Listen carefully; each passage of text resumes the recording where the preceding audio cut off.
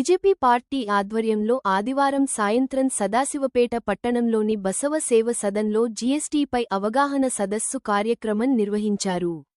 ఈ కార్యక్రమంలో ముఖ్యాతిథిగా ఎంపీ రఘునందన్ రావు హాజరయ్యారు.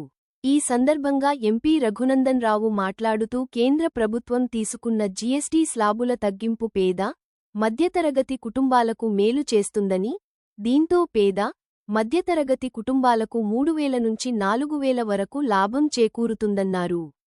ప్రతి ఒక్క వ్యాపారస్తుడు తమ దుకాణాల్లో స్వదేశీ వస్తువులు మాత్రమే అమ్మబడును అని బోర్డు పెట్టాలని కోరారు. ఈ కార్యక్రమంలో మెదక్ పార్లమెంట్ కన్వీనర్ కోవూరి సంగమేశ్వర్, జిల్లా నాయకులు కొండాపూర్ జగన్, నెమలికొండ వేణుమాధవ్, తోట చంద్రశేఖర్, శ్రీశైలం యాదవ్, పోల వెంకటేశం, బీజేపీ మండల పార్టీ అధ్యక్షుడు ఆదిత్య, పట్టణ వ్యాపార సంఘాల సభ్యులు, నాయకులు కార్యకర్తలు పాల్గొన్నారు.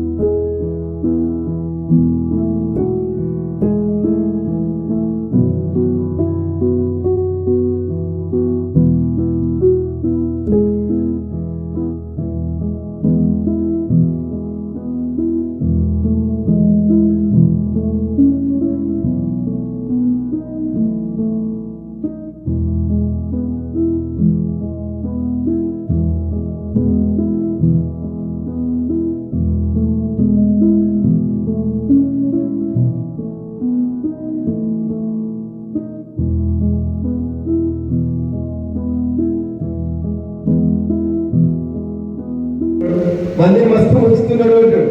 కానీ పొద్దున నాటికి రాత్రి 12 పని చేస్తాడు. నేను కూడా పని చేస్తామనే కోరిక లేదు మనకి. ఎట్లా పెట్టాలి సేల్ని, ఎట్లా ఎత్తుకోవాలి బంగారం ఇంట్లోకి.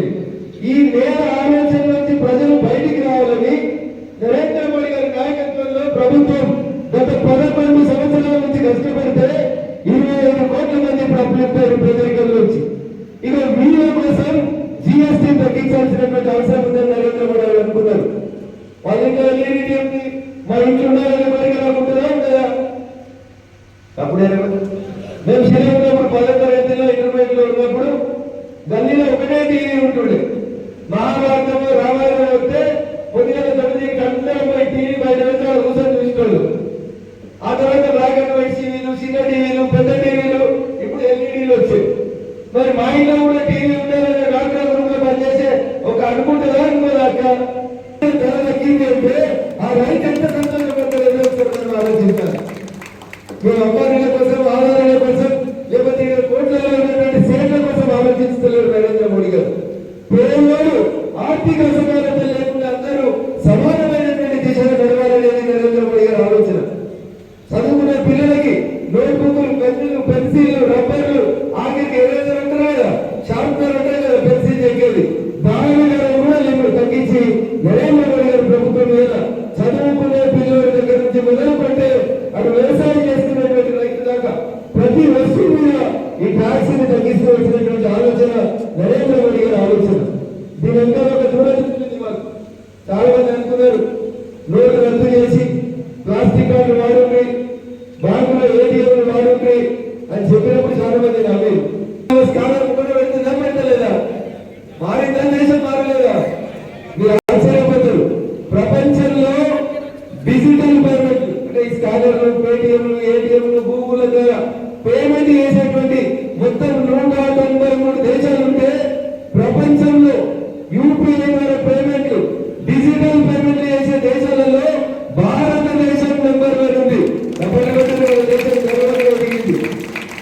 అమెరికా వాడు మీకు ఏం తెలుసు భారతీయులు అంటాడు, మీకు చదువు రాదు అంటాడు, మీకు తెలివి లేదు అంటాడు.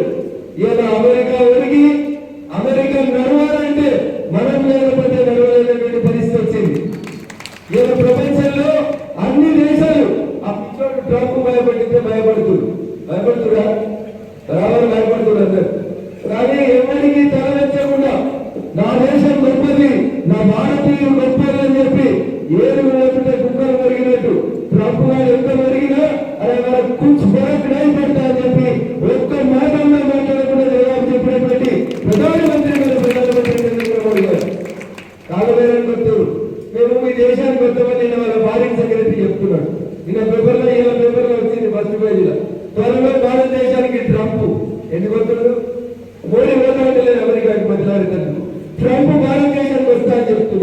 ఇది మన నాయకుడి గొప్పతనం.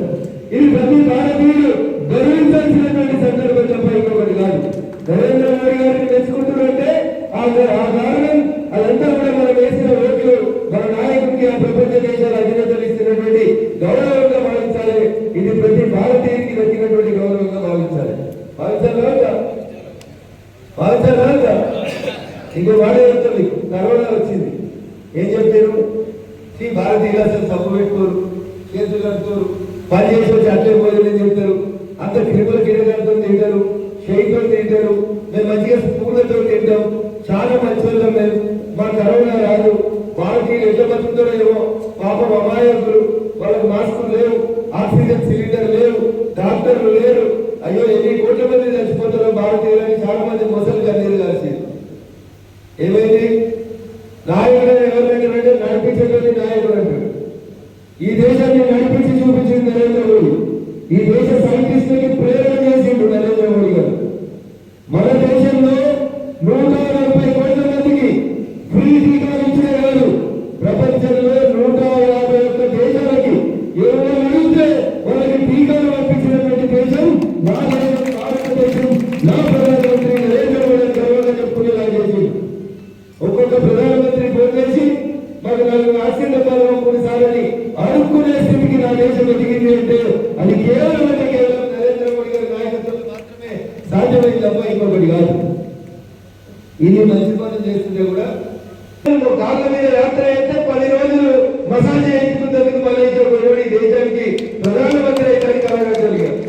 అసలు అయితే ఈ దేశం ఎటువంటి ఒకసారి ఆలోచించుకోవాలి. మనం మీరు మంచిగా ఉంటారని ప్రపంచానికి యోగాని మళ్ళీ పరిచయం చేసిండు నరేంద్ర మోడీ గారు.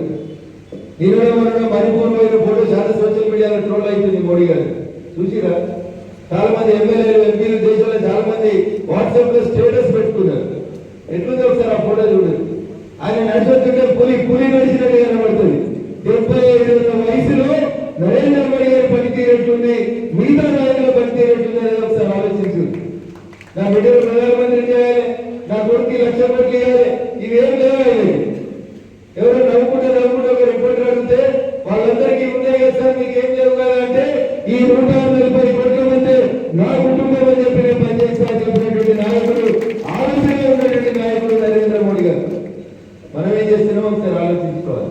అందుకని ఆయన ఎవరి కోసం ఆలోచిస్తాడు? గరీబుల కోసం ఆలోచిస్తాడు. కానీ కాంగ్రెస్ పథకాలు ఏం చేస్తుంది? నరేంద్ర మోడీ ఆదాని కోసం పనిచేస్తాడు, నరేంద్ర మోడీ అంబానీ కోసం పనిచేస్తాడు, నరేంద్ర మోడీ రిలయన్స్ కోసం పనిచేస్తాడు అని చెప్తాడు. అన్న బాత్రూమ్ అంబానీ కట్టుకున్నాడు అన్న నరేంద్ర మోడీ ఇస్తే, ఎల్ఈడి బుగ్గ నరేంద్ర మోడీ ఇస్తే ఆదాని తీసుకుపోయి ఇంట్లో పెట్టుకున్నాడు అన్న ఎల్ఈడి బుగ్గ. ఎవరికి ఇచ్చినారా ఈ బుగ్గలు? ఎవరికి ఇస్తున్నారు? సీసీ రోడ్లు ఊళ్ళో ఉదయాల్లో చాలా పొలంకాడికి పోయే రోడ్డు సదరుకున్నారని సీసీ రోడ్లు ఆలోచన చేస్తుంది నరేంద్ర మోడీ గారు. ఆయన ఎంత గొప్పడంటే మాకు ఈ నామ్ ఈ పేరు ఒక కార్యక్రమాన్ని మొదలుపెట్టారు నరేంద్ర మోడీ గారు. దాదాపు ఈ దేశంలో 40% ప్రజలు ఆయన ఒక చెట్టు పెట్టండి, మీ తల్లిలాగా దాన్ని కాపాడండి అంటే అందరూ ఆయన మాటలు స్వీకరించి చెట్టు పెడుతుంది. అది నాయకుల మీద ఉన్నటువంటి విశ్వాసం. ఎందుకు? ఈరోజు చాలా మంది ఈ మధ్య చూసుంటారు, కేదార్నాథ్ పోయారు భక్తులు. లేదు, 28 రాష్ట్రాలు ఉన్నాయి. అన్ని రాష్ట్రాలకి ఆయా రాష్ట్రాలు ఇచ్చినటువంటి ఇండెంట్ ప్రకారం భారత ప్రభుత్వం యూరియాను పంపించింది.